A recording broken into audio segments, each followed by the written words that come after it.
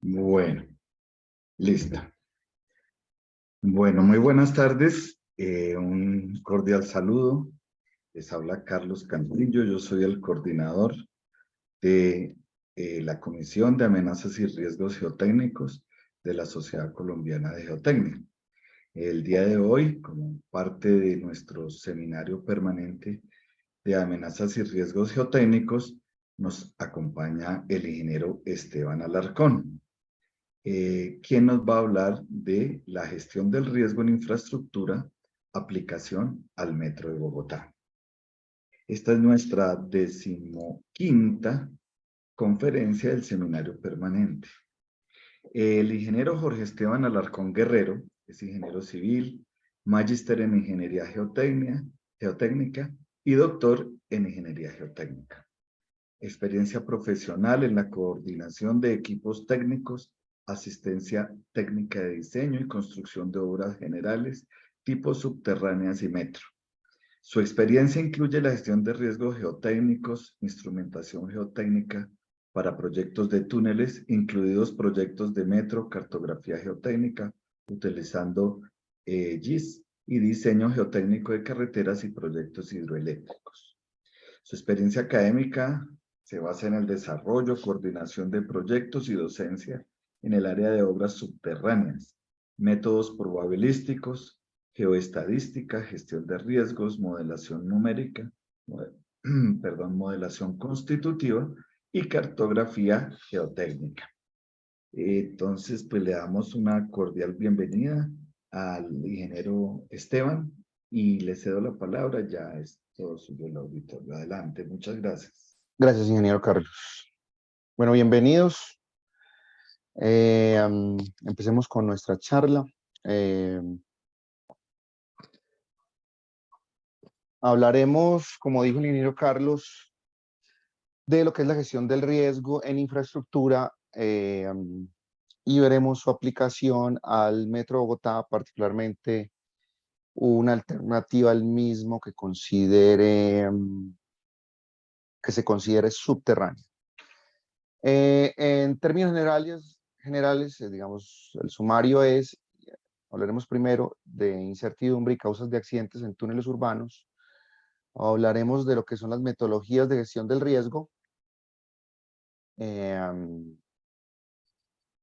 Y hablaremos, por último, particularmente del caso de aplicación. Bueno, resulta que la geotecnia es un área de la ingeniería que aporta de forma importante incertidumbre. Digamos, la incertidumbre hace parte propia de la geotecnia. Esencialmente, por varios motivos que intentaremos listar de forma general a continuación. Lo primero es que la relación normalmente es compleja entre el macizo y la estructura, sea la estructura, de cualquier tipo. Las variables geotécnicas normalmente tienen atribuidas grandes incertidumbres debido a los procesos propios de caracterización del terreno y nuestras metodologías asociadas. Esencialmente, nuestras metodologías y nuestras formas de investigación geológica geotécnica, más que insuficientes, digamos, consideran pequeños volúmenes de caracterización en comparación relativa con los volúmenes de material o de geomaterial con los que interactúa o interactuará la obra. Los ambientes geológicos geotécnicos son complejos, sobre todo en ambientes urbanos, de ahí un antropismo intenso. Hablando particularmente de la infraestructura, digamos, son elementos que complementan lo que acabamos de discutir.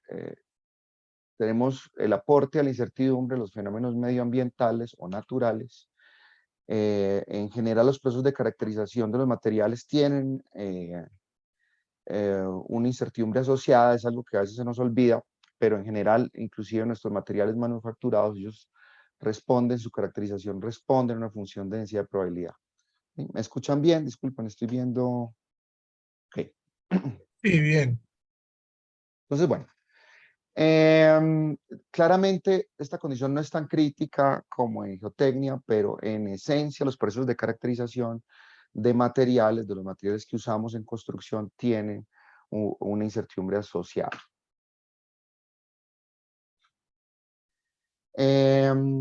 Hay elementos de incertidumbre aportados por el propio control de los procesos constructivos, ¿ok? Y el propio proceso constructivo tiene elementos de incertidumbre, digamos, de variabilidad incorporada.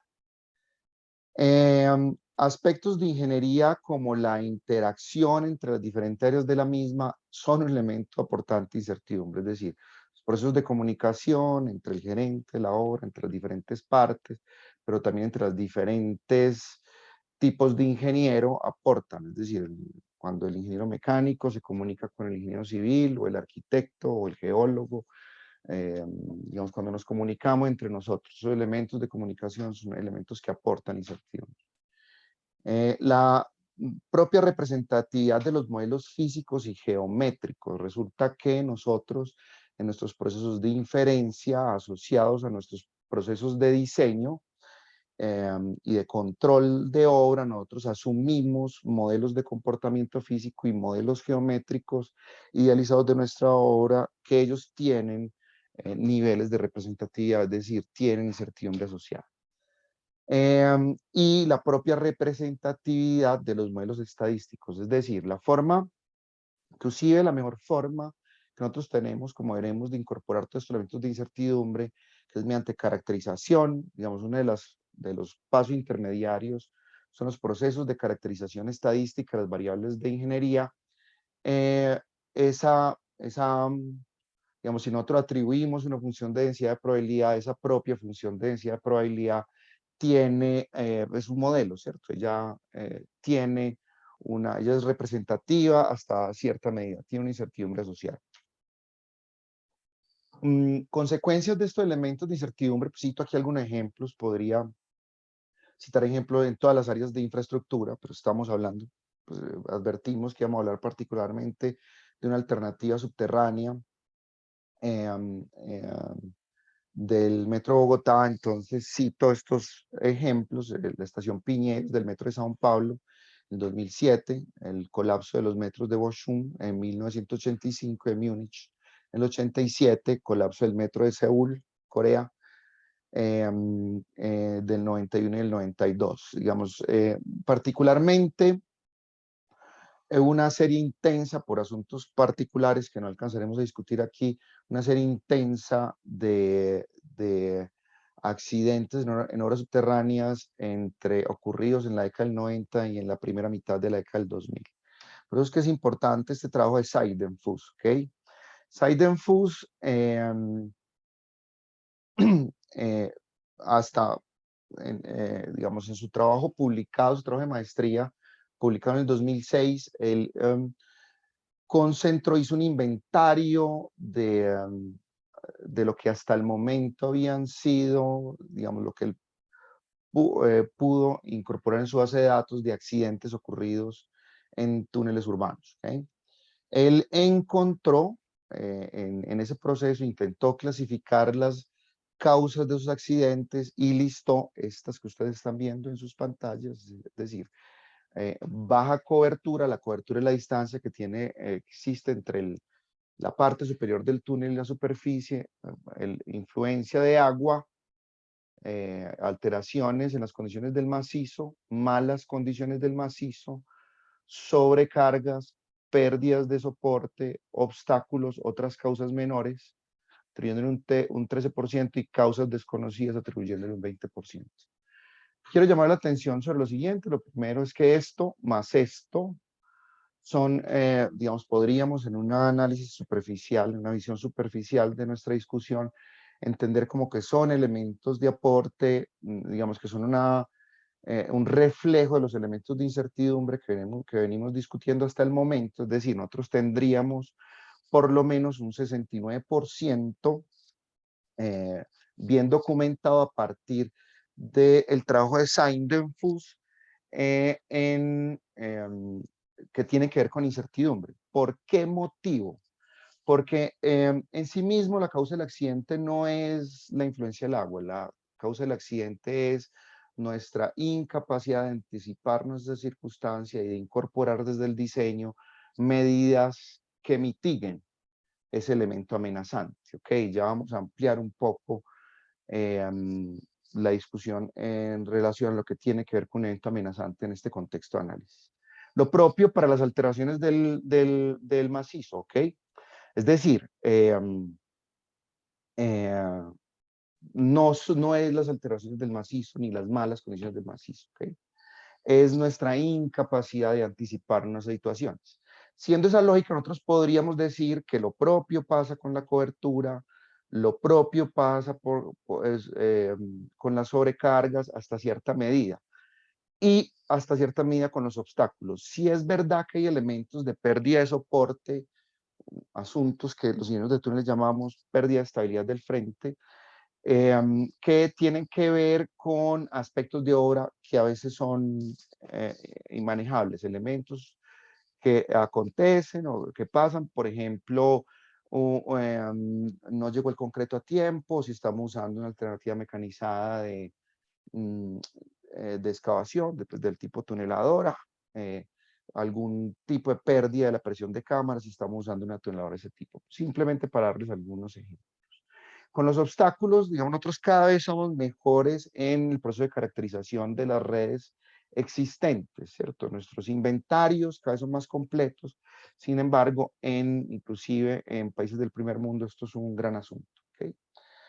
Tenemos elementos de gestión efectiva de esta circunstancia, pero claramente es un elemento que aporta incertidumbre al contexto, ¿ok? Entonces, se concluye que desde la etapa de diseño es importante anticipar tales circunstancias de incertidumbre, ¿ok?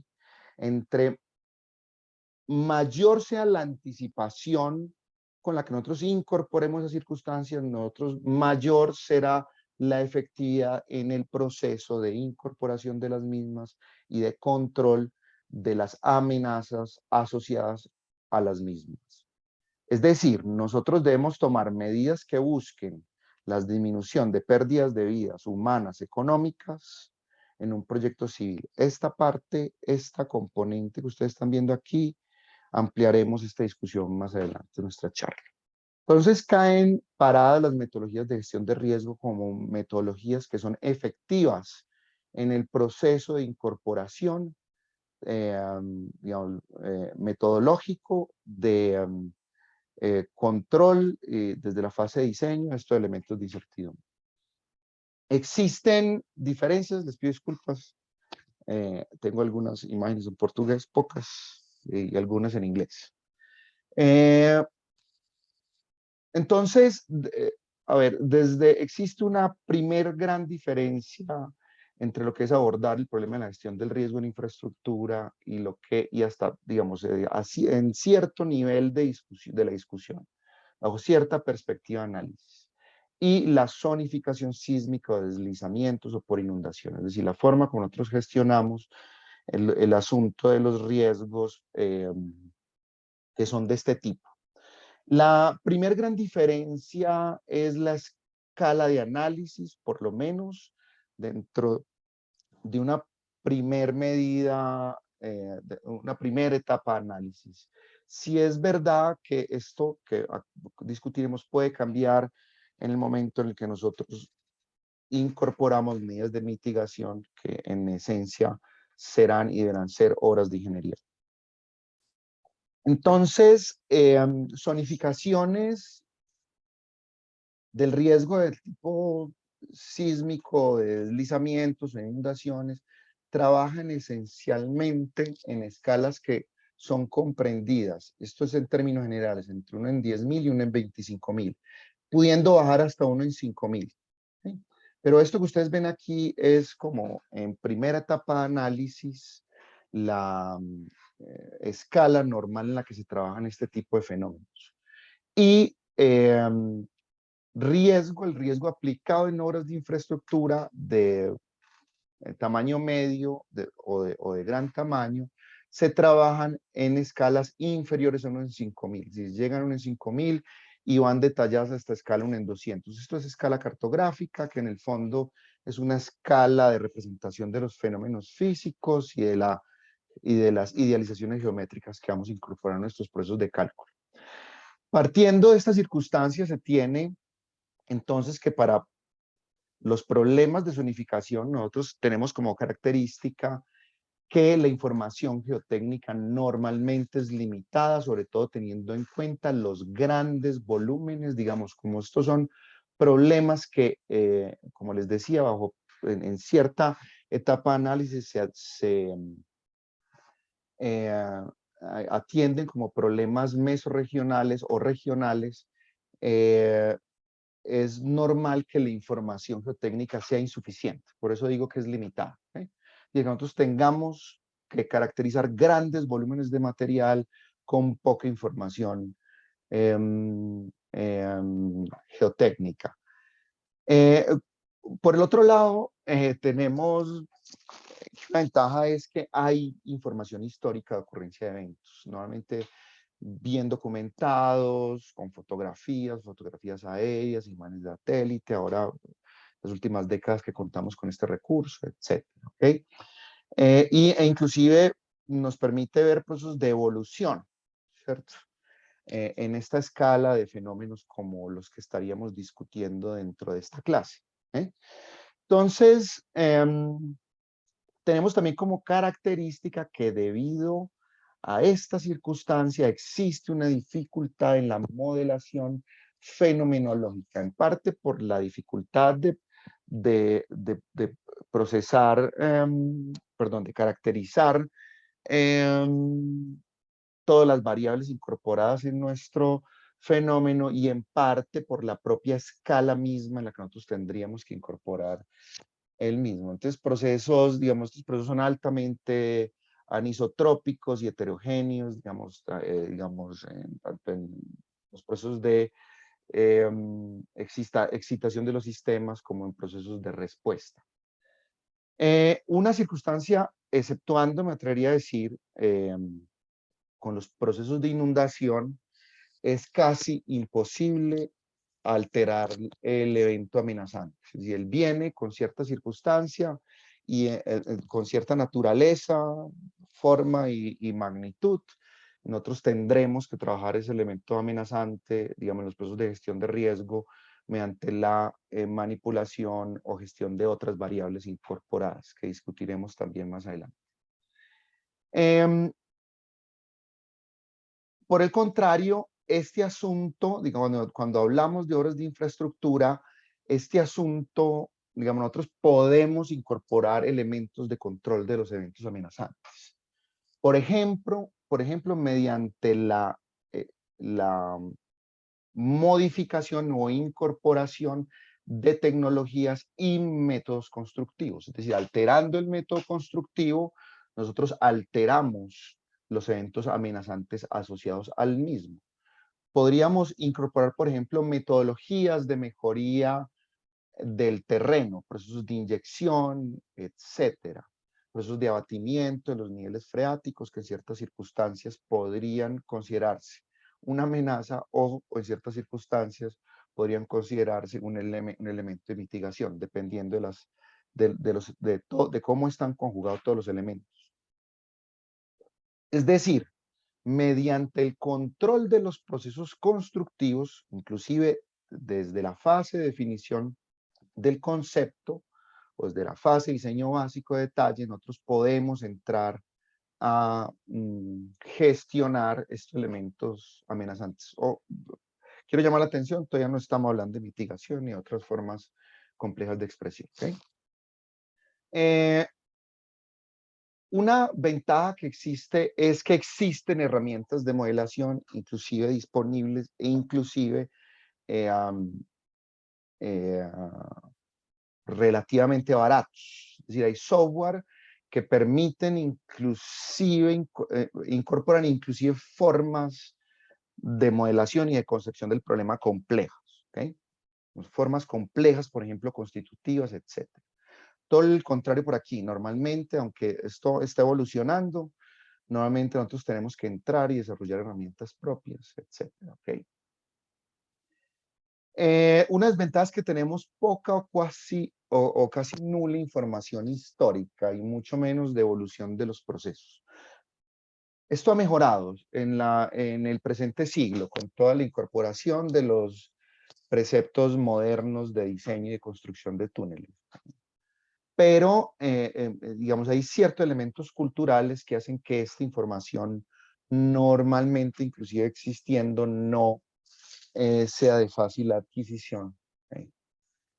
Y un asunto que sí es claro es que nosotros normalmente tenemos buena, sobre todo en comparación relativa con esto, información geotécnica, a pesar de haber dicho que la misma puede ser insuficiente. Es decir, normalmente tenemos toda la información de caracterización geotécnica propia del proyecto. ¿Ok? Es decir, si nosotros estamos haciendo un análisis de un proceso de gestión de riesgo dentro de la etapa, por ejemplo, diseño de concepto, nosotros tenemos normalmente la información existente para esa etapa y lo propio para la básica y lo propio para la detalle. Incorporemos algunas definiciones previas. Hablemos del concepto de amenaza. La amenaza es definida como una situación o condición que representa un potencial perjuicio al ser humano de daños a la propiedad de terceros, a la propia obra o daños al medio ambiente, daños económicos o pérdidas económicas, por ejemplo, asociado a los procesos de atraso en el cronograma. Esto entre otros. ¿Okay? Discutiremos esto más adelante. Riesgo es entonces la combinación de la frecuencia de ocurrencia de este evento amenazante. Esta frecuencia de ocurrencia, algunos autores lo llaman peligro. Es un término que a mí me gusta. ¿Okay? Digamos, la frecuencia, que es la expresión de la probabilidad de ocurrencia de la amenaza, algunos autores lo llaman peligro. Y sus consecuencias asociadas. De la combinación, la conjugación de estos elementos, ya veremos cómo. Una forma muy común es la matriz de riesgo, de esta manera como ustedes lo están viendo en sus pantallas o de forma más compleja, pero en esencia clasifica este peligro del que hablábamos, la probabilidad de ocurrencia del evento amenazante y las consecuencias, incorpora procesos de cualificación o clasificación de estos dos elementos y procesos de cualificación o de calificación de esos dos elementos conjugados, definiendo mediante algún tipo de criterio qué es un riesgo importante, de qué amenaza es importante y qué amenaza no, en relación a que sus riesgos asociados sean importantes o no. Una ecuación, digamos, que puede expresar analíticamente una matriz de riesgo, ya discutiremos un poco más en detalle esto, ¿ok? Es esta expresión simple. Nosotros tenemos que el riesgo es la probabilidad de ocurrencia del evento amenazante por la consecuencia, peligro por la consecuencia asociada. Es decir, esta consecuencia tiene ciertos matices que discutiremos más adelante, pero en esencia es la consecuencia debida a la ocurrencia del evento amenazante. Entonces, ojo, en el contexto en el que nosotros incorporamos, de qué forma nosotros debemos incorporar o concebir la amenaza dentro de los cálculos efectivos de ingeniería. ¿No? Ampliemos un poco esa discusión. Partiendo de esta ecuación simple, la cual expandiremos y la llevaremos de una forma más completa, más adelante, nosotros tendríamos que pensar cuál es el evento geotécnico amenazante dentro de una obra civil. Es decir, es, por ejemplo, la imposición de la obra misma, son problemas en el diseño, problemas en fase de construcción o alguna otro elemento más complejo conjugado a estos elementos que nosotros estamos viendo aquí. Veremos que en esencia esta forma de concebir, resulta que esta forma de concebir un evento amenazante es insuficiente para concebirlo, para incorporarla de forma efectiva en cálculos de ingeniería. Tendrá que ser necesariamente variables de control de diseño, como aquellas variables clásicas que nosotros como ingenieros geotecnistas, por ejemplo, o como ingenieros en general, incorporamos en nuestros proyectos. Por ejemplo, asentamiento, deflexión o magnitud de la deflexión de una viga, distorsión angular, cualquier elemento de control propio de diseño. Pero resulta que en esencia esto no es un evento amenazante. Lo que quiero decir es que el asentamiento en sí mismo como proceso, como fenómeno, que es la expresión, digamos, a una respuesta, una imposición de una solicitación, simplemente le estoy dando un ejemplo usando el asentamiento, podría ser lo mismo con todas, él en sí mismo no es un evento amenazante, ¿cierto? Como sí lo es, exceder un umbral determinado, es decir, de exceder ciertos niveles de asentamiento. Entonces el evento amenazante será precisamente superar este umbral de control de ingeniería que nosotros usamos bien de forma cotidiana en nuestros procesos de cálculo, ¿cierto? Hablando de esto, hablando de la distorsión angular o hablando de cualquier expresión de solicitación o de tensión o de esfuerzos o disculpen, para mí tensión y esfuerzo, digamos, yo uso el término tensión. O fuerza o solicitación son un elemento estructural, ¿cierto? Digamos, todos los elementos de control de ingeniería que nosotros usamos normalmente aquí deberían ser los que usamos como para definir qué es un elemento amenazante. Olví les digo, es por ejemplo que el asentamiento exceda un valor de 4 milímetros, por ejemplo, ¿cierto? Entonces, simplemente asentando lo que acabamos de discutir, el asentamiento en sí mismo no es una amenaza. Y sí superar cierto umbral del mismo que puede, que nosotros sabemos como ingenieros, que puede generar algún tipo de consecuencia como las que ya discutimos. Hablando de túneles urbanos, entonces tendremos que incorporar los elementos propios de afectación en respuesta del terreno o de las infraestructuras que interactúan con el terreno y con el propio túnel. Es decir, esto que ustedes ven aquí, nosotros los ingenieros de túnel lo llamamos cuenca asentamiento, digamos, es una forma de respuesta en superficie para túneles rasos, circunstancia propia de túneles urbanos, que tiene una naturaleza esencialmente tridimensional y compleja. Entonces, nosotros tendremos, por ejemplo, que incorporar los elementos de la cuenca de asentamiento como elementos de control de ingeniería. Eso es algo digamos, que hablando, que sin necesidad de hablar de riesgo, nosotros los ingenieros ya lo tenemos muy claro. Por ejemplo, la forma de respuesta, tipo de edificación, geometría, la región en la que está ubicada, la edificación con respecto a esta cuenca de asentamiento, etcétera. Digamos, la discusión aquí puede ser compleja. Lo que quiero decirles es que de alguna forma nosotros tendremos que incorporar todas estas formas de respuesta que nosotros ya conocemos como variables de control de diseño y expresar eso como la traducción a un evento amenazante. Es decir, no es la excavación, ¿cierto? Es el impacto que tiene esa excavación en superficie y en las edificaciones, por ejemplo, ¿cierto? Traducido, que debe ser traducido mediante variables de control de diseño. Esto es algo que nos quedará más claro cuando trabajemos el ejemplo.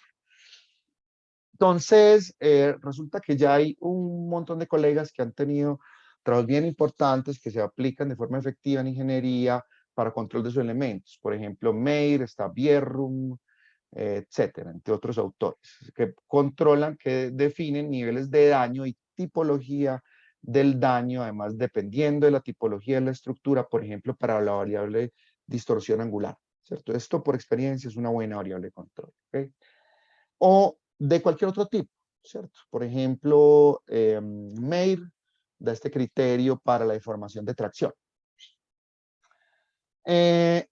Entonces, en el contexto de la incorporación de la gestión del riesgo en infraestructura de pequeño y de mediano y de gran tamaño, ¿en qué consiste un proceso de gestión de riesgo? Y ojo con esto, claramente una metodología de diseño. Esa metodología de diseño es de carácter estocástico porque ya vimos que en la ecuación tenemos que hacer algún tipo de caracterización de tipo. Tenemos que hacer el cálculo en algún momento de la probabilidad de excedencia de un evento amenazante, ¿cierto? Que abraza todos los procedimientos que son típicos en ingeniería.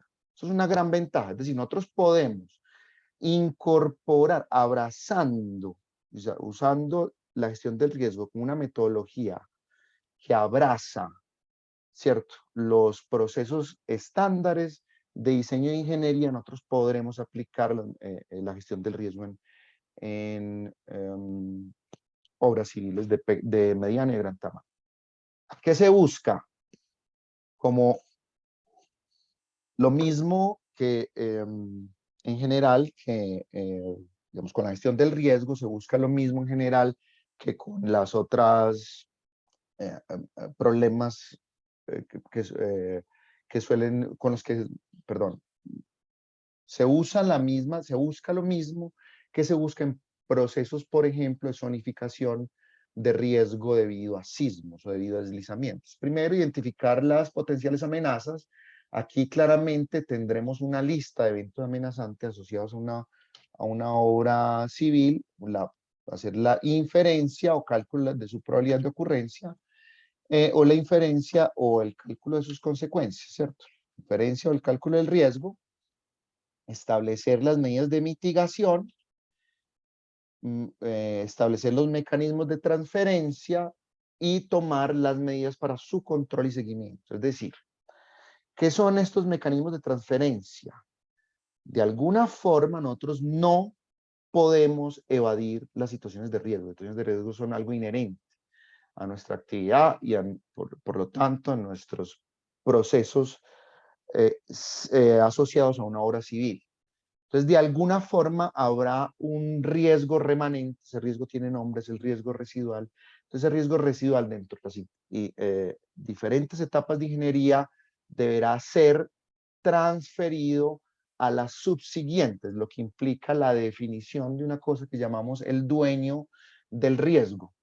Es decir, en una etapa determinada, el dueño del riesgo tendrá que ejecutar estas actividades, ¿cierto? Y luego transferir, cuando esos riesgos lleguen a niveles aceptables, el mismo a etapas subsecuentes de un proyecto civil.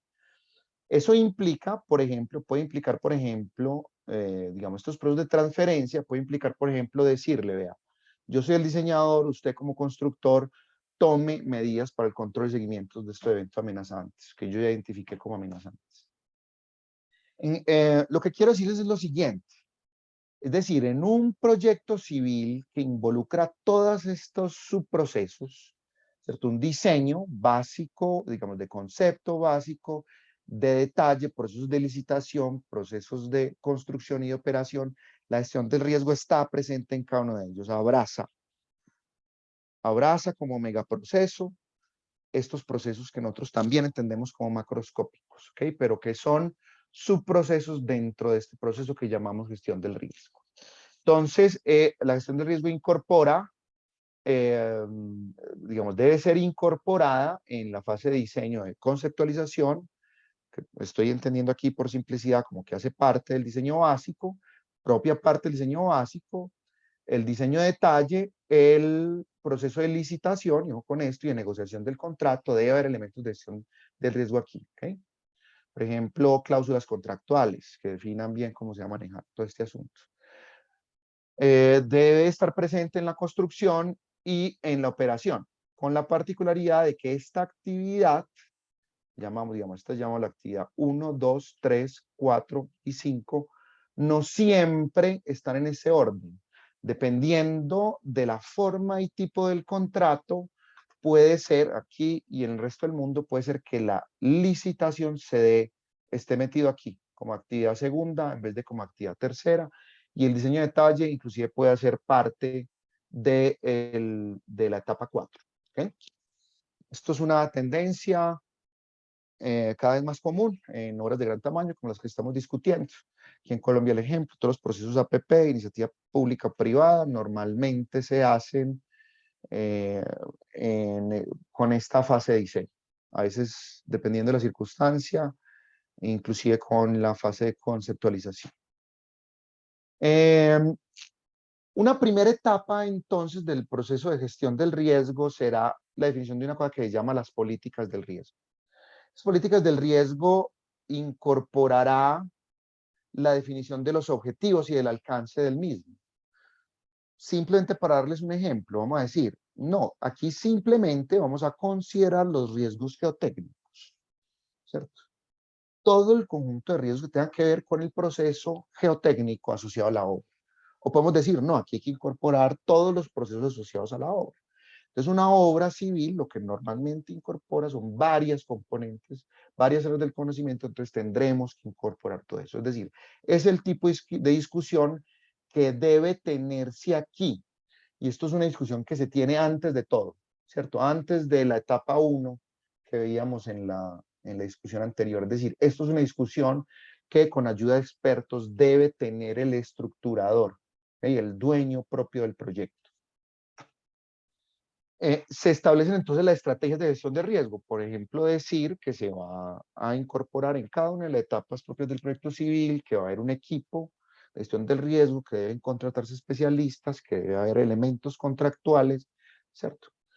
Un elemento de una estrategia de gestión de riesgo es la definición propia de los criterios de aceptación. Les dije, el riesgo es inevitable, nosotros simplemente debemos llevarlo hasta niveles aceptables, entonces tenemos que definir qué es aceptable, ¿ok? Eso implica definir una cosa que se llama el riesgo admisible, ¿cierto? El riesgo admisible es el riesgo que yo estoy dispuesto a asumir como elemento que tiene asociado una probabilidad de ocurrencia como dueño de la obra y cómo lo voy a manejar. Es decir, esto es un asunto que podría darse como algo relativo al costo del proyecto y es lo común. Perdón, ¿me están viendo bien? Algo pasó aquí en... Sí, perfecto. Ok, Todo está bien. gracias por el retorno. Entonces, antes de dar inicio, entran de forma conjugada todos los elementos propios. Perdón, un asunto que no alcancé a decirles es que vamos a explicar de qué se trata esto, discutiendo, enmarcando la discusión dentro de lo que es el proceso de diseño básico, ¿cierto? Luego veremos de forma general cómo se manejan las demás. Entonces veamos dentro de esta etapa de diseño básico cómo se manejaría este proceso de gestión del riesgo.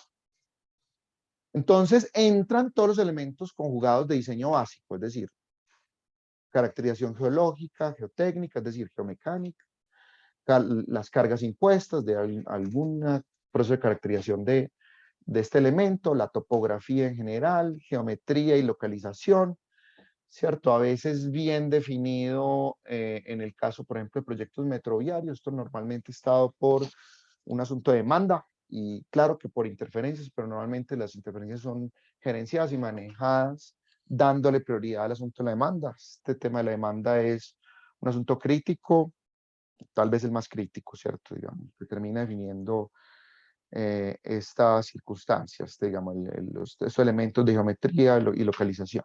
Es decir, el alineamiento vertical y horizontal propio del proyecto.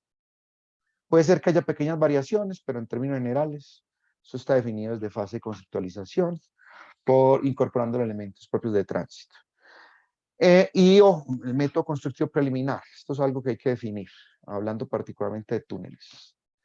Es decir, si es metodología convencional, si es una tuneladora, etcétera. ¿Qué tipo de tuneladora? Si es de cara presurizada, no es de cara presurizada, escudo simple, escudo doble, etcétera. Y la definición de algún tipo de modelo físico y geométrico. Por último, la identificación de las interferencias, ¿cierto? De todos los elementos de interferencia con los que va a interactuar el proyecto. Como paso 2 está el análisis cualitativo. El análisis cualitativo básicamente es un proceso de inferencia de naturaleza holística y heurística, es decir, de criterio experto y considerando todos los elementos, hace un proceso de identificación y clasificación de las amenazas, un proceso de definición o de inferencia de la probabilidad de ocurrencia de la amenaza. Puede haber elementos cuantitativos o semicuantitativos aquí.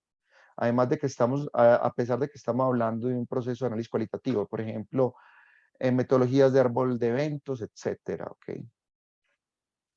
Estimación de las consecuencias, una estimación propia del riesgo, por ejemplo, usando esta fórmula sencilla que hemos discutido hasta el momento, y una evaluación de ese riesgo con respecto a un contexto relativo definido claramente por lo que es el riesgo admisible. Es decir, procesos como este nos permiten identificar qué amenazas son importantes después de hacer todo esto y es el objetivo. ¿Ok? Entonces, bueno, como paso 3 está el análisis cuantitativo específico del riesgo para las amenazas importantes definidas en este subproceso. Nosotros hacemos un cálculo de las probabilidades ya de ocurrencia de esos eventos amenazantes, un cálculo de las consecuencias y un cálculo del riesgo. Al final, nosotros buscaremos que ese riesgo calculado esté próximo al riesgo admisible. Por eso es que aquí está el igual. Podríamos poner menor igual. Solo que un riesgo muy menor al riesgo admisible significaría que nosotros podríamos inducir procesos de optimización y que nuestros procesos de diseño son esencialmente caros. ¿Ok? Es decir, si nosotros estamos con riesgos muy bajitos al riesgo admisible, significa que nosotros podríamos ir a ajustar los elementos de diseño y hacer simplemente una obra menos conservadora o menos conservativa. ¿Okay? Si este criterio se cumple, pues nosotros claramente no podrá exceder el riesgo admisible, eso sí está claro. Nosotros pasamos a los análisis detallados propios del, digamos, asociados a los procesos de gestión del riesgo, asociados a la etapa, respectivamente asociados a la etapa 2, eso que llamábamos, recuerden, nosotros estamos en la circunstancia en la que la etapa 2 es diseño de detalle. Y luego, posteriormente, a las etapas 3 y 4. En el caso de que no pueda haber medidas de mitigación, por ejemplo, la incorporación de columnas de jet grouting del tipo CCPH o CCPB, ¿cierto? La incorporación de elementos de refuerzo propios del proceso de excavación. O no me sirve método convencional de excavación, tengo que pasar un método mecanizado, el uso de una tuneladora, ¿cierto? O venía con tuneladora, tiene que ser una tuneladora de cara presurizada, el tipo slurry o EPB, lo que sea. ¿Okay? Un proceso de transferencia del riesgo, este que ya explicamos, hacia la etapa 2, y luego entra, digamos, este ciclo llega aquí otra vez, ¿ok? Después de este ciclo. Es decir, en términos generales, nosotros tenemos un diagrama de flujo, digamos, una serie de procesos complejos asociados a este diagrama de flujo. Observen, aquí está la definición de las políticas del riesgo, aquí está el análisis cualitativo que antecede al análisis cuantitativo, porque es aquí donde se definen las amenazas importantes, y aquí solamente se trabaja sobre amenazas importantes, luego está este subproceso que acabamos de explicar.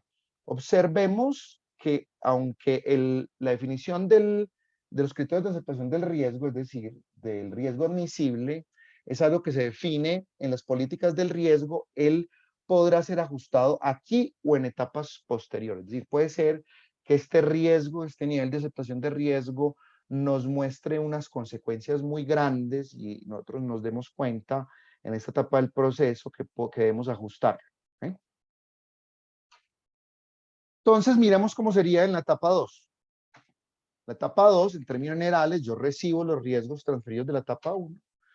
Hago una determinación detallada, cuantitativa, esencialmente cuantitativo. Ya estamos en análisis en una fase de diseño de detalle, ¿cierto? O sea, nosotros ya tenemos elementos para hacer esto. Tendrá que ser cuantitativo de los riesgos transferidos. Una definición y aplicación de las medidas de mitigación, es decir, un proceso de gestión propio del riesgo, y proceso de transferencia hacia la etapa posterior, que es la etapa de licitación. ¿Cómo haría en la etapa 3, la de licitación y negociación del contrato? Es decir, se deben incorporar no solamente los riesgos geotécnicos, sino todo esto que hemos discutido, financieros, políticos y sociales, entre otros. Una recepción desde la etapa 2, una gestión de esos elementos de riesgo, que consiste básicamente en la definición de los requerimientos propios de la licitación, por ejemplo, experiencia requerida por el participante podrá verse con esa perspectiva de gestión del riesgo. ¿Okay? Determinación del riesgo asociado a cada una de las propuestas. De aquí pondera todos los elementos. Con esto, respecto a esto ya hay un ejemplo muy bonito asociado al Metro de Copenhague, una de las líneas del Metro de Copenhague, en el que se hace una evaluación del riesgo asociada con una de las propuestas. Digamos, se incorporan todos los elementos de la propuesta, se hizo un proceso de inferencia del riesgo asociado con uno de esos elementos, y se escogió no solamente la propuesta más barata, sino la propuesta que ofrecía un mejor balance entre el riesgo asociado y el precio ofrecido, la misma. Entonces, otro elemento de gestión sería la definición de cláusulas de gestión del riesgo del contrato, por ejemplo, que obligara al constructor a hacer este proceso y durante la fase de construcción. Entonces, una transferencia de todos estos elementos son elementos de gestión hacia la etapa de construcción. En la etapa 4, construcción, observen, es lo mismo, en términos generales, una recepción, una gestión del riesgo, que en este caso implica un acompañamiento, la incorporación de procesos de remediación que pueden incorporar métodos de rediseño. Esto claramente aquí cae el método observacional de PEC parado, ¿cierto? La incorporación de medidas de mitigación y la identificación de nuevos riesgos. Esto aquí es, en esencia, método observacional. Gestión del riesgo por parte del dueño del emprendimiento, del emprendimiento y de la fiscalización, eso que llamamos aquí interventoría, gestión de riesgo por parte del constructor. Es decir, debe haber un equipo conjunto entre dueño o su representación, que puede ser la fiscalización, y el constructor, para luego transferir eso a la etapa de operación. La etapa de operación, pues recibiré, gestionaré y nada más, ¿cierto? A menos que sea como lo que pasa aquí en Colombia, que luego de un periodo de concesión de 30 años o de lo que sea, yo le devuelvo la obra a la nación, ¿cierto? Se la devuelvo a la Agencia Nacional de Infraestructura o se la devuelvo al INVIAS. Entonces, en el proceso de devolución de la obra podría haber una componente de transferencia de los riesgos. Entonces, bueno, ¿cómo estamos de tiempo? Estamos bien. Entonces, bueno, en términos generales, de la etapa 1 a la 4, exceptuando en la última, a menos que haya un proceso de evolución de la obra al dueño, hay un proceso de recepción, un proceso de gestión, un proceso de mitigación y control, que están íntimamente asociados, y un proceso de transferencia. ¿Okay? En términos generales de esa etapa. Varios autores, resaltando a O'Reilly, Stone y a Skessen, y otros, resaltan la importancia de que el riesgo deba expresarse en términos de dinero. Él debe expresarse en términos de dinero porque el riesgo es una herramienta de toma de decisiones técnico-administrativas. ¿Okay? En esencia, nosotros incorporaremos este cálculo en análisis costo-beneficio. ¿De qué tipo? Por ejemplo, este es mi riesgo. ¿Cuánto me cuesta mitigarlo? ¿Vale la pena o no vale la pena? Es un asunto meramente monetario. ¿Okay? Eso implica que si esto es dinero y este elemento es adimensional, necesariamente la consecuencia deberá expresarse en términos de dinero, y esto ya es un desafío. Con esto el mensaje de forma anticipada es tratar de incorporarlo en la mayor medida posible, pero sobre esto hay muchos elementos de desarrollo de conocimiento que todavía apenas están dando. Debemos entender que los riesgos están distribuidos a lo largo del tiempo, asociados al cronograma propio de la obra. Entonces ellos no estarán presentes, digamos, siempre. Hay riesgos mayores o menores dependiendo de la condición y la etapa de la obra, siendo una tendencia que el riesgo sea menor en etapas de finalización de la misma. Aprovechemos esto para introducir gráficamente conceptos, algunos conceptos. Esto que ustedes ven aquí sería la expresión de la distribución temporal de esos riesgos distribuidos a lo largo del tiempo, es decir, del cronograma de construcción propio de la obra. Esto aquí sería la expresión del riesgo admisible. Nosotros, todo riesgo que supere en cada una de las etapas, esta expresión del riesgo admisible deberá ser mitigado. Esto que ustedes ven aquí marcado en gris son los riesgos que tendrán que ser reducidos. Y esto que ustedes ven aquí, que queda después del proceso de mitigación, son los denominados riesgos residuales. Entonces, el conjunto de riesgos residuales, la suma de cada uno de ellos, que sería la expresión del área de esta curva contenida por esta línea punteada y este segmento de línea, perdón, de curva, esta línea, este segmento de curva, será la expresión, no podrá superar el riesgo admisible definido en la etapa de definición de políticas del riesgo. Veamos otra vez de forma general esto que ya habíamos visto, todos los procesos involucrados, simplemente para llamar la atención, que a continuación vamos a discutir en detalle lo que es el proceso de análisis cualitativo y lo que es el proceso de análisis cuantitativo. Entonces, en general, el análisis de riesgo, sea cualitativo o sea cuantitativo, busca identificar y clasificar las principales amenazas. Eso es estándar para cualquier tipo de obra o para cualquier tipo de evento amenazante y a cualquier escala. Luego sigue una estimación o cálculo, perdón, error ortográfico, de sus probabilidades y de ocurrencia de sus probabilidades de ocurrencia y además de sus respectivas consecuencias asociadas. Y además hacer una estimación o un cálculo del producto de estas componentes. La fórmula simple que veníamos discutiendo, por ejemplo. Entonces, como primera actividad se tiene el análisis cualitativo y como segunda actividad el análisis cuantitativo. En el análisis cuantitativo, los valores son claramente numéricos y ellos vienen de un abordaje racional y de cálculo, ¿cierto? Digamos, racional de cálculo.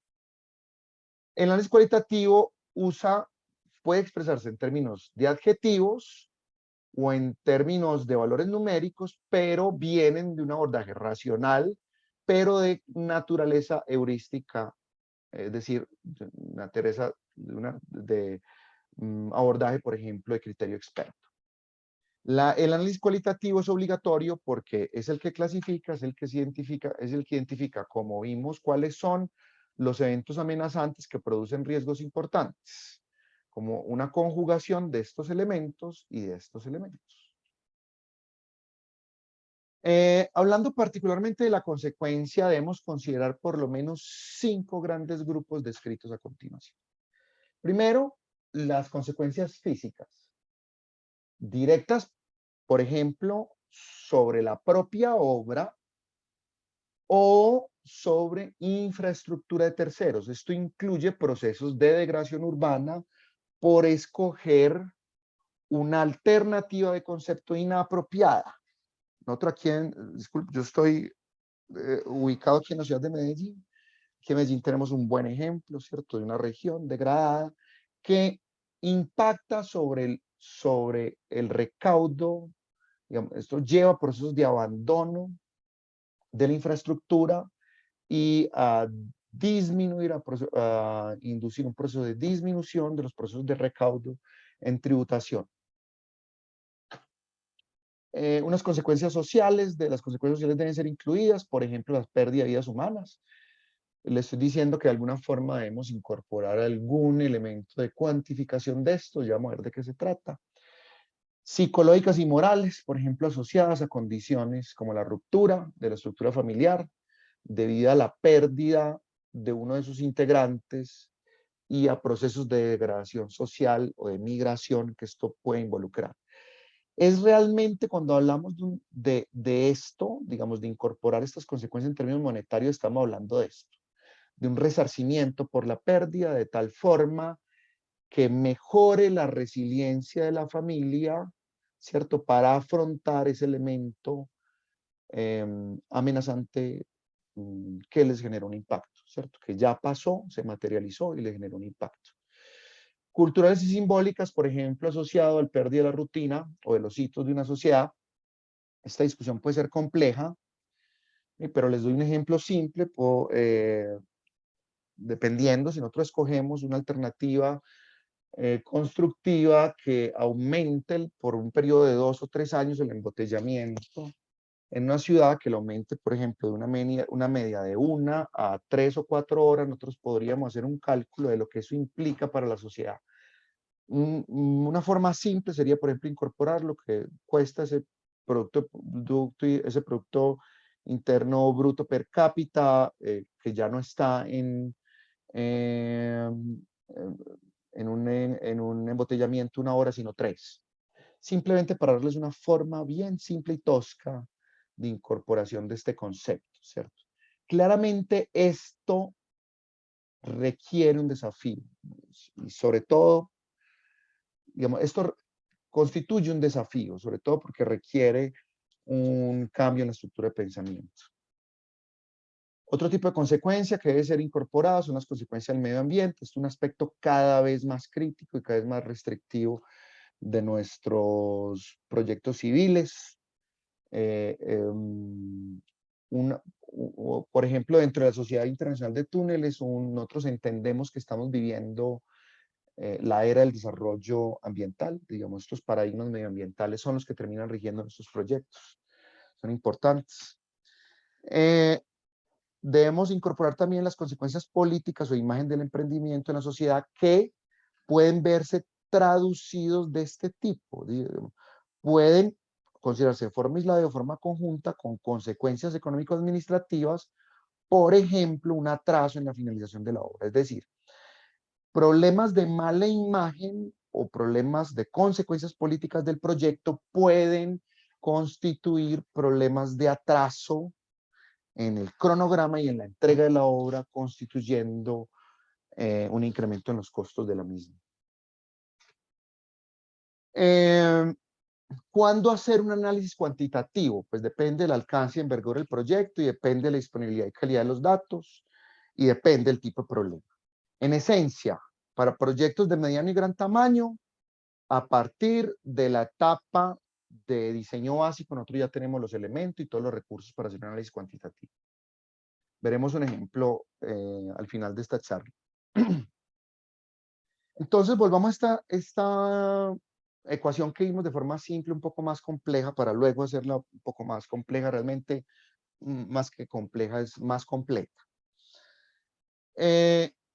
Einstein en el 96 añade esta componente, una componente probabilística condicional. Ya vamos a ver de qué se trata.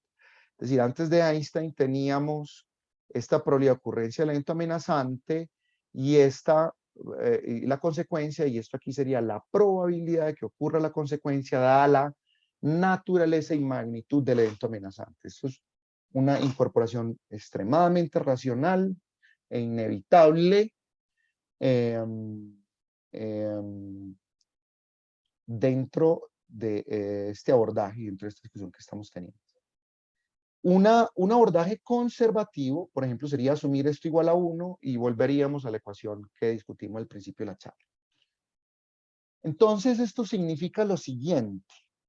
Cada evento amenazante tendrá asociado por lo menos cada una de las consecuencias que acabamos de listar. Es decir, si nosotros quisiéramos incorporar esta segunda parte de la ecuación y la tercera parte, digamos, aportada por Einstein, la tercera parte que ya existía, deberíamos adicionar esta sumatoria, ¿cierto? Debido a este evento amenazante, nosotros tenemos la suma de diferentes consecuencias con su respectiva probabilidad de condicional de ocurrencia dada la naturaleza y magnitud del evento amenazante. Esto es lo que se define, es definido por varios autores como panorama de riesgo, risk scene en inglés. Un término bien usado, cada vez es más usado actualmente en este tipo de problemas aplicado a infraestructura. Es decir, cada panorama de riesgo tiene digamos, definido por cada evento amenazante, tiene una probabilidad de ocurrencia de ese evento amenazante asociada y un conjunto de consecuencias asociadas a la ocurrencia de ese evento amenazante. Podríamos reescribir esa ecuación entonces como la sumatoria del producto de las probabilidades de ocurrencia de varios eventos amenazantes, es decir, este evento amenazante que es, por ejemplo, la ocurrencia de una distorsión angular muy grande, digamos que la distorsión angular supere un valor determinado, puede estar asociado a una serie de eventos amenazantes antecedentes que pueden ser representados, por ejemplo, por un árbol de eventos. Por eso es que vemos esta productoria. Multiplicado por la probabilidad para cada uno de los eventos, para cada subí, para cada uno de los panoramas de riesgo, por el conjunto de consecuencias asociadas y su respectiva probabilidad condicional de ocurrencia, dada la magnitud y naturaleza del evento amenazante. Si ustedes observen, yo no, hasta el momento no he usado el término vulnerabilidad. Si yo quisiera, digamos, por experiencia el término vulnerabilidad, dependiendo del abordaje, hay personas que logran aplicarlo de forma efectiva, pero hay digamos, es común que genere confusión el término vulnerabilidad. Si yo quisiera, cuando yo abordo este tipo de problemas, yo trato de que cualquier tipo de concepto sea cuantificable. Si yo quisiera expresar matemáticamente el concepto de vulnerabilidad, para mí sería esencialmente esta probabilidad condicional. ¿Okay? Esto, si yo tuviera que definir vulnerabilidad, como les digo, yo en la práctica no lo uso. Me parece, digamos, hasta el momento no lo he encontrado necesario. Si tuviera que darle algún tipo de definición, lo definiría a partir de esta fracción de la ecuación. ¿Okay? Entonces, ¿en qué consiste un análisis cuantitativo ya en detalle? Lo primero es que tendremos, como necesitamos a darle un abordaje probabilístico, nosotros tendremos que construir una base de datos de variables o de parámetros estadísticos. Es decir, si esta X representa una variable de diseño, ¿cierto? Por ejemplo, ángulo de fricción o de cualquier otro, o rigidez o cualquier otro, nosotros tendremos que tener una caracterización estadística de esa variable. Y tendremos que expresarla por lo menos, esto aquí es un ejemplo, ¿cierto? Esto aquí es una función de densidad eh, de probabilidad biparamétrica expresada por lo menos, perdón, expresada por el valor esperado y la desviación estándar. Es decir, nosotros tendremos que tener, no estoy diciendo que tenga que ser esta, eso depende mucho de la naturaleza propia del fenómeno y la naturaleza estadística de las variables incorporadas del fenómeno, pero de alguna manera tendremos que tener una función de densidad de probabilidad social. Para el cálculo de la probabilidad entonces de ocurrencia del evento amenazante, tendremos que hacer una definición de modelos físicos y numéricos, lo que implica definición geométrica del problema de ingeniería, un análisis probabilístico que puede ser aproximado o no. Es decir, aquí entra Rosenbluth, Form, Monte Carlo, etcétera. Un ajuste, una función de densidad de probabilidad a las variables respuesta, que hace consecuencia o resultado de este paso 3, y un cálculo entonces de la probabilidad de excedencia de ese evento amenazante, digamos, luego que nosotros caracterizamos, si por ejemplo mi variable de control es asentamiento, ¿cierto? La amenaza es asentamiento. Y es, por ejemplo, superar el evento amenazante está definido como superar un asentamiento de 4 milímetros. Simplemente para darles un ejemplo, ¿cierto? Hablemos de distorsión angular. Si esto fuera distorsión angular, superar una distorsión angular de 1 sobre 150. Aquí tendríamos que hacer el cálculo del peligro asociado, que es la probabilidad de que ocurra esa circunstancia, la probabilidad de que la distorsión angular supere un valor de 1 sobre 150. Entonces, para el cálculo, como les decía, este cálculo es el gran desafío de esta probabilidad condicional. Nosotros tendremos, digamos, para esto y para el cálculo de las consecuencias, tendremos el inventario de los elementos expuestos a potencial daño. Debemos hacer una clasificación según importancia y fragilidad, una definición de los límites de daño admisibles y cómo se refleja esta condición y además la forma de definición de la amenaza en esto, y una estimación de este cálculo. Se puede hacer un cálculo. Puede haber, por ejemplo, y hay buenos ejemplos en la literatura de este cálculo mediante la incorporación de cálculos numéricos que incorporan de forma acoplada la estructura y la excavación. Como les decía, esto también puede ser por un asunto de inferencia heurística a partir de un criterio experto, o simplemente ser asumido como uno con una perspectiva conservativa que yo particularmente no recomiendo. Digamos, si nosotros no tenemos elementos de cálculo, lo mejor es traer un grupo de expertos y hacer un tipo de inferencia de esta probabilidad de ocurrencia y una estimación o cálculo de la consecuencia. Al final, el riesgo se calculará incorporando esta ecuación. Esta ecuación fue particularmente desarrollada en mi tesis de doctorado. Vamos a un ejemplo. Metro de Bogotá, sin querer entrar en controversias desgastantes. Esto es simplemente un ejemplo académico. Para eso estoy incorporando la línea 1 de los 30 productos, particularmente los 15 kilómetros considerados como subterráneos de 24 kilómetros de línea definidos para ese proyecto. Esto fue un proyecto publicado en el 2010, es decir, antes de toda esta exacerbación en la discusión de este tema.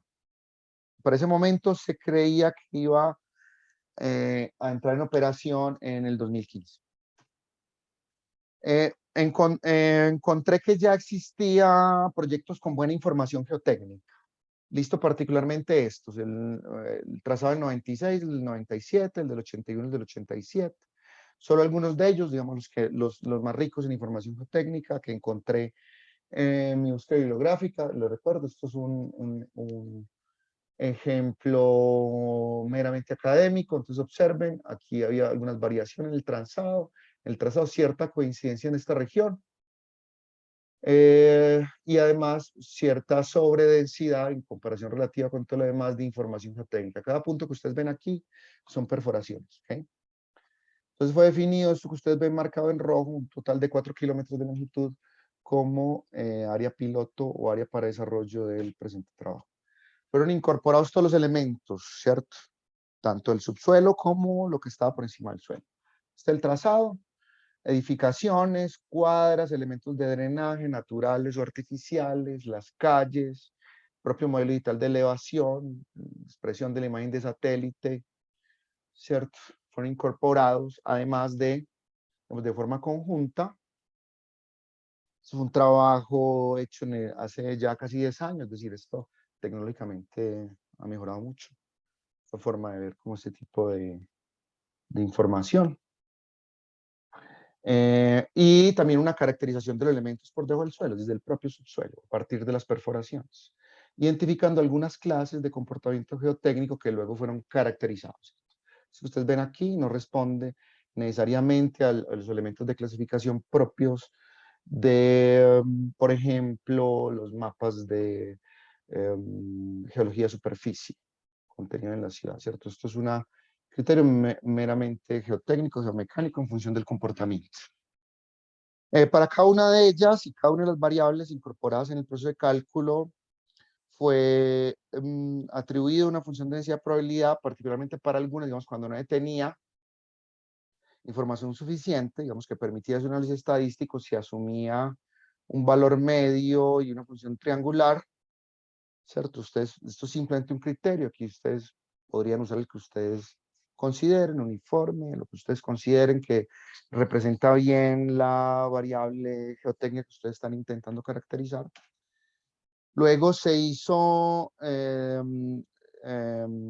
un proceso Delphi, se incorporó, se hizo un trabajo invitando a varios expertos de diferente tipo. Digamos, aquí había expertos en gestión del riesgo, pero no en gestión del riesgo aplicada a obras subterráneas. Había expertos en obras subterráneas. Había expertos en obras subterráneas con alguna experiencia en aplicación de procesos de gestión de riesgo en estos cálculos. Había, digamos, fue un panel de 5 expertos constituido por expertos de diferente naturaleza. Observen cómo fueron definidos los elementos de riesgo, ¿cierto?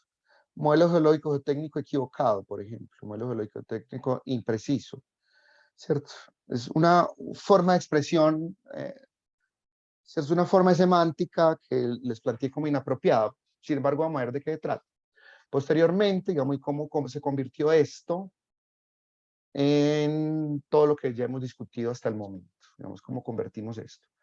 Se encontraron dos importantes. Por algún motivo ellos estaban muy preocupados por la logística y procedimientos inapropiados, básicamente que podían llevar a pérdidas de control de los frentes de excavación, atrasos en los cronogramas, incluyendo importantes fallas mecánicas del equipo de excavación, lo que podía incorporar ese tipo de cosas.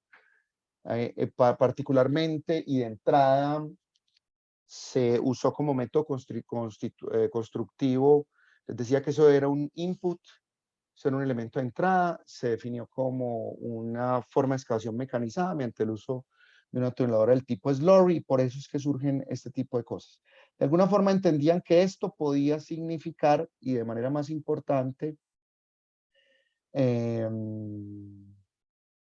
impactos importantes en la infraestructura, digamos, consecuencias importantes, de forma más precisa. Bueno, para procesos de cálculo se usó el método de los elementos finitos. Como método probabilístico, digamos, el objetivo era mostrar que la metodología trabajaba, se usó este método aproximado, First Order and Second Moment.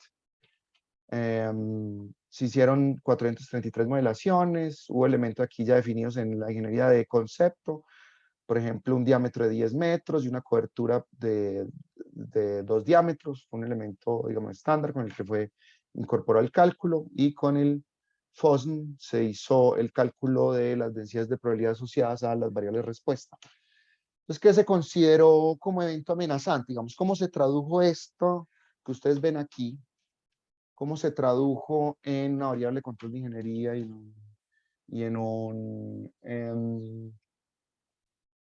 una variable que pudiera ser incorporada de forma efectiva en el cálculo? Entonces, ojo, se definieron los panoramas de riesgo partiendo de los criterios dados por Burland y EMEI para control del impacto. En esencia, definidos para la distorsión angular y para una cosa que se llama el volumen de la cuenca de asentamiento, que es ese elemento geométrico que les mostré por allá atrás, digamos, el volumen que tiene esa cuenca, digamos, que se formaría entre la superficie antes de ser alterada, entre esa superficie y la superficie que forma ya la cuenca deformada. Espero haber sido claro con eso. Y entonces lo mismo, sería lo mismo, digamos, entonces se definieron una condición, un evento amenazante, como el evento en el que se supera un valor de 0.002, todo viene siendo como 1 sobre 500, y un evento en el que se supera una distorsión de 0.007, esto viene siendo 1 sobre 150 y no estoy mal. Además, se consideró, además este es el evento más dramático, una circunstancia en la que el volumen de la cuenca, este además es relativo al volumen propio de la excavación, es superior al 3%. Esto es como la situación más crítica, está la menos crítica y está la intermediaria. Entonces lo mismo, pero atribuyendo, digamos, este aquí sería el evento amenazante o el panorama de riesgo, ¿cierto? 1, 2, 3, el 4 sería el mismo 1, pero en una circunstancia además en la que ocurre cuando falla la tuneladora del tipo Slurry, el evento 5 o el evento amenazante 5, que define el panorama de riesgo 5, sería esto mismo, el evento 2, pero adicionando la circunstancia en que la tuneladora fallara, y lo propio con el 6, solo que incorporando el evento 3. Es decir, además de la probabilidad de ocurrencia de este evento, se incorporó la probabilidad de ocurrencia de que la tuneladora fallara. Entonces, esto sería la productoria de esta probabilidad con esta probabilidad, ¿cierto? Eso que explicamos por allá. Entonces, se construyeron funciones de densidad de probabilidad para beta y para el volumen relativo de la cuenca de asentamiento, se atribuyeron funciones de probabilidad y se hizo el cálculo de la probabilidad de excedencia de los umbrales definidos. Entonces, por ejemplo, para el panorama 1, ya estoy acabando. Para el panorama 1 definido por esta circunstancia, ¿de acuerdo? Evento donde la distorsión supera el punto 002, nosotros tenemos una probabilidad de ocurrencia del evento amenazante, es decir, un peligro, como este que nosotros vemos representado cartográficamente en este mapa. La representación cartográfica de este resultado es fundamental. ¿Sí? Es información compleja de asociación espacial, entonces es inevitable hacer una representación en términos cartográficos de estos resultados, así responda a cálculos probabilísticos y numéricos puntuales. Es decir, tiene que haber un proceso de, aquí una serie de cálculos cada cierta longitud a lo largo de este trazado, ¿cierto? Y esa serie de cálculos fueron luego espacializados y representados espacialmente de esta forma matricial o del tipo raster. Entonces, observen aquí, por eso es que responde a esta forma de clasificación. Esto es una probabilidad de excedencia de, de 0 a 0.001 hasta una probabilidad de excedencia del 1 al 2% que se considera la más importante. Para el cálculo de la consecuencia, observen lo que se hizo de una forma práctica. Esto es un buen ejemplo si quisiéramos aplicar esto en ingeniería. Se incorporó, como les decía, los conceptos dados por Burland y World Email. Se definió, por ejemplo, que este tipo de amenaza tiene asociado grietas y demás daños menores en las edificaciones vecinas. Este tipo de amenaza puede tener grietas y demás daños menores en la propia obra, pero daños ya estructurales en las edificaciones vecinas. Esto aquí es Bierrum y Meir y toda la cosa, ¿cierto? Son elementos ya incorporados por un conocimiento de abordaje semiempírico. Se consideraba, digamos, para este tipo de la ocurrencia de este evento amenazante ya víctimas, la posibilidad de que se presentaran víctimas fatales dentro de las edificaciones y así. Por ejemplo, para este evento que es el más catastrófico, daños mayores en la obra, daños estructurales en las edificaciones vecinas, víctimas fatales ya peatones y además los que están en las edificaciones. Asociado, esto fue a partir de criterio experto, en función de la experiencia del panel de expertos, se definió que este tipo de consecuencias costaba subsanar, el costo de subsanar esta consecuencia era simplemente, por ejemplo, ir, resanar, pintar, hacer unos arreglos menores, costando aproximadamente el 30%, digamos, de hasta el 30% del costo de la edificación, y así es la lógica. Quiero, por ejemplo, que veamos esta aquí. Se consideraba que para que en estas circunstancias daños mayores a la obra costaba 3 veces el costo propio de la obra, daños estructurales a las edificaciones vecinas, digamos, esto es el costo de la recuperación de la obra después de un colapso. 1.5 veces el costo de la edificación, En este caso, esta segunda consecuencia. En el caso de esta tercera, un costo de la reparación, ojo, de la reparación de la vida humana, que hablábamos por allá en nuestra discusión, veces la densidad poblacional. Estos datos, bueno, ya les voy a dar un detalle respecto a eso. Y el costo de la reparación, digamos, víctimas fatales en las edificaciones, costo de reparación de la vida humana, veces la densidad poblacional. ¿Ok?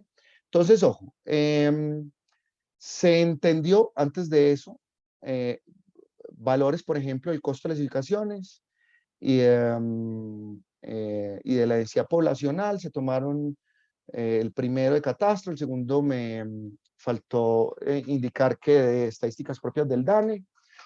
Y el resarcimiento de la vida humana se usó como criterio $1.000.000. ¿Ese criterio de dónde salió? Es lo que le paga uno una aerolínea, lo que le paga a la familia de una aerolínea en caso de un accidente, sin necesidad de abogado. Digamos, de entrada, ellos entienden que esto es una forma rápida de resarcir el dolor y de mejorar la resiliencia de una familia delante de la situación de la pérdida de vida humana. Entonces, este es un criterio que viene de ahí, elementos propios de la mecánica actuarial, ¿sí? Y incorporados de forma, digamos, con algún elemento de razón dentro de esta tabla. En relación a esta probabilidad condicional, el conjunto de paneles de expertos, como les decía, esto puede ser simplemente atribuido como 1, o el conjunto de paneles de expertos atribuyó esto como un 60%, un 20%, de probabilidad de ocurrencia. Vuelvo y les digo, yo podría hacer un análisis puntual de interacción sobre estructura, un análisis acoplado en el que yo pongo la estructura, impongo la obra y veo cómo es la reacción y veo cómo puede ser, por lo menos para estos elementos que tienen esa componente estructural, cómo podría ser la magnitud del daño. Al final, pues este sería el mapa de consecuencia, ojo, expresado en dólares, en dólares, en millones de dólares, perdón, en dólares. Y este sería el mapa de riesgo asociado al primer panorama. Luego tendríamos que hacer toda esta operación y obtener el mapa de riesgo final. ¿Okay? Esto es el primer cálculo, entonces, del riesgo asociado en las circunstancias descritas. Un ejemplo meramente académico, como les digo. Observen aquí interacción, las zonas de zonificación con los propios elementos, todos los elementos de la ciudad, pero quisiera que tratáramos de entender bien de qué se trata este resultado. En esencia, los costos propios del proyecto sería el conjunto de costos directos e indirectos más, digamos, el costo propio de la obra, más los costos probables asociados al riesgo. Yo tendría, digamos, esto es la expresión de esto que les mostraba en la diapositiva anterior. ¿Okay? Yo tendría necesariamente que inducir un proceso, digamos, este panorama me puede llevar a una circunstancia en la que yo tome la decisión de mitigar y por lo tanto de recalcular el riesgo. Inclusive este riesgo encontrado me puede llevar al proceso de redefinición del riesgo admisible. Puede ser que yo me encuentre luego al final del cálculo que esos riesgos admisibles que yo admití desde el principio sean muy conservadores o todo lo contrario, sean poco conservadores. Es decir, yo tengo que inducir en un proceso de análisis costo-beneficio si debo inducir medidas de mitigación o un proceso de redefinición del propio nivel que define el riesgo admisible y luego posteriormente hacer el recálculo de esta ecuación hasta yo llegar a obtener un valor del costo de la obra, el costo probable de la obra, incorporando el costo y el riesgo ya aceptable. ¿Ok? Les recuerdo, en Colombia tenemos la ley 1523 del 24 de abril del 2012, que ya, digamos, una ley que incorpora elementos de modernidad de una forma bien efectiva, establece todos estos asuntos de quién es el dueño del riesgo, cómo debe manejarse, básicamente nos pone a todos los gestores de infraestructura en cualquier nivel, cualquier elemento de participación, a compartir la propiedad del riesgo y además nos obliga en teoría a aplicarlo de forma efectiva. Esto mediante la Incorporación del decreto que normatiza esa ley, que es el decreto 20, el decreto 2157 del 20 de diciembre del 2017. ¿Sí? Muchas gracias. Atiendo preguntas. Muchas gracias, Esteban. Gracias por la presentación. Un trabajo muy completo. Realmente, Gracias. aunque mencionas que fue hace mucho tiempo, creo que la metodología y muchos aspectos no tienen como esa caducidad de menos de 10 años. Te voy a leer las dos preguntas que hay en este momento en el chat y de pronto si hay más tiempo hacemos más preguntas, incluso abrimos micrófonos. Okay. La primera pregunta de nuestro presidente de la sociedad, Mario Camilo Torres, es la siguiente. Si se reconoce que las incertidumbres son la fuente principal de la generación de escenarios de riesgo, ¿cómo definir los límites admisibles para dichas incertidumbres? Según la naturaleza de estas, las incertidumbres epistémicas, estocásticas, de variabilidad geoespacial y temporal de los geomateriales. Es decir, en términos de diseño basados en confiabilidad. Okay, el ingeniero Mario Camilo, que es un especialista en el tema, se refirió de una forma muy precisa. A ver, más que definir qué niveles de incertidumbre son aceptables, a ver, nosotros podríamos preguntarnos si nosotros tenemos elementos de cuantificación de esa incertidumbre. En teoría los tenemos, ¿cierto? Desde el punto de vista estadístico, procesos de caracterización, etc. Pero inclusive los procesos de caracterización estadística tienen su incertidumbre asociada, como lo mencionamos. Yo creo particularmente que una forma racional y efectiva de incorporar eso es mediante la incorporación de la metodología de gestión de riesgo propiamente dicho.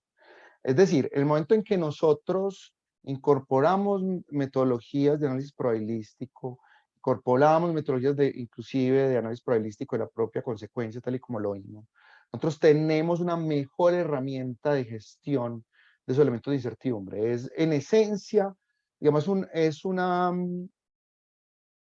es el siguiente ejemplo, yo cruzo la calle entendiendo que hay esos elementos de amenaza y los incorporo a mi análisis, siguiendo el ejemplo sería mirar al lado y lado, ¿cierto? Llevándolo a las metodologías de ingeniería sería incorporando los métodos probabilísticos y de caracterización y todo el abordaje metodológico que hemos discutido a lo largo de la presentación. De acuerdo, muchas gracias. Creo que pues en este tema lo importante también es como tratar de reducir al máximo aquellas fuentes de incertidumbre que sí se puedan reducir y las que no se pueden, pues cuantificarlas al máximo en la medida de lo posible. Perdón, exacto, es no desmotivarse por el hecho de que el asunto puede ser abrumador. Tratar de incorporar lo que podemos de la mejor manera que podemos y luego, desde el punto de vista científico e ingeniería, ir mejorando progresivamente nuestros procedimientos y herramientas de cálculo. De acuerdo. Pasando a la siguiente pregunta y de pronto incluso relacionada, cuando definías la gestión del riesgo, mencionabas que no considerabas los asentamientos o deformaciones en general, como en ese cálculo de la gestión del riesgo. Y la pregunta un poco más específica es si en esa concepto de gestión del riesgo, ¿cómo se podrían considerar los asentamientos como fuentes de riesgo cuando rebasan no solamente los límites claramente definidos, sino pronto cuantificar, digamos, diferentes niveles de asentamientos? Ok, quisiera hacer una aclaración conceptual. Uno no hace el cálculo de la gestión del riesgo, uno hace el cálculo de riesgo. Mientras el cálculo aislado y luego en conjunto, pues la incorporación conjunta de todas las variables que lo componen. El asentamiento podría considerarse efectivamente como un elemento amenazante, ¿sí? Pero más que el asentamiento sería superar ciertos límites de asentamiento, ¿cierto? O superar, di un ejemplo general, tiene que ser general, de 4 milímetros. ¿Por qué? Porque eso depende del tipo y de la naturaleza de la obra que nosotros estamos discutiendo y de las restricciones que hay al respecto, ¿cierto? Si, por ejemplo, maquinaria que es muy exigente al respecto de eso, etcétera.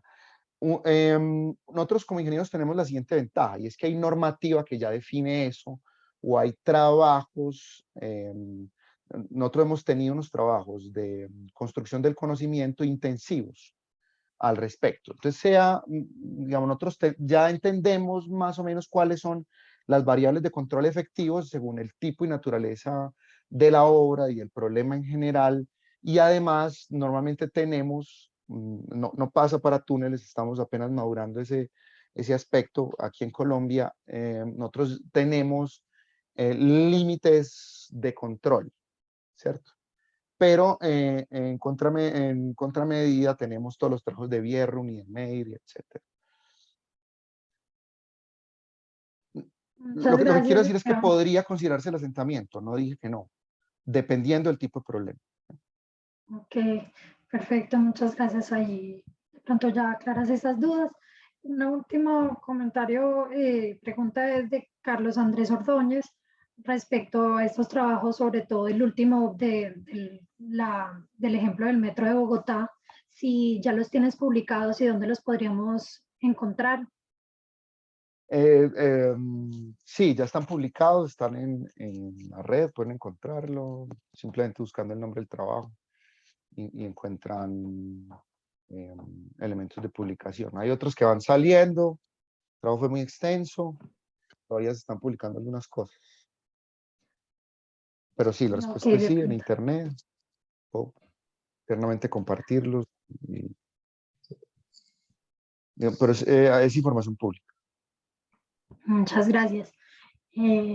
Bueno, aquí entonces, sin más preguntas en el chat, abrimos el espacio a micrófonos a los que quieran hacer preguntas, de pronto unas 2 preguntas adicionales de manera oral. Preguntas o comentarios.